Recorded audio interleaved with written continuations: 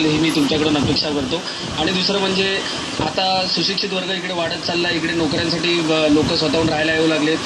आपले रस्ते तुम्ही बघितले तर ते सिमेंट कॉन्क्रीटचे होऊ लागले, जे मुंबईतही अजूनही लहान लहान रस्ते जे सिमेंट कॉन्क्रीटचे नाहीत ते सुद्धा आज संभाजीनगरमध्ये सिमेंट कॉन्क्रीटचे होऊ लागले। 4 उड्डाणपुलांची कामं चालू आहेत। MIDC मार्फत 3 लाख रोजगार उपलब्ध होतील। औद्योगिकदृष्ट्या एक जमीन तिकडे सँक्शन झाली आहे आणि त्यानुसार इकडे संभाजीनगर हे पुढे इंडस्ट्रियल झोन म्हणून इकडे बघितलं जाईल आणि एक औद्योगिक शहर म्हणून इकडे बघितलं जाईल।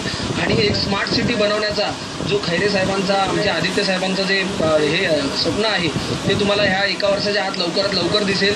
त्या पद्धतीने इकडे लोकांचा जो ओढ वाढला आहे, जी हुशार मुलं जी स्वतः अभ्यासू आहेत ती चांगल्या पद्धतीने मुंबईकडे न वळता आता संभाजीनगरकडे वळायला लागली। तर सध्याची परिस्थिती तरुण पोरांची आहे।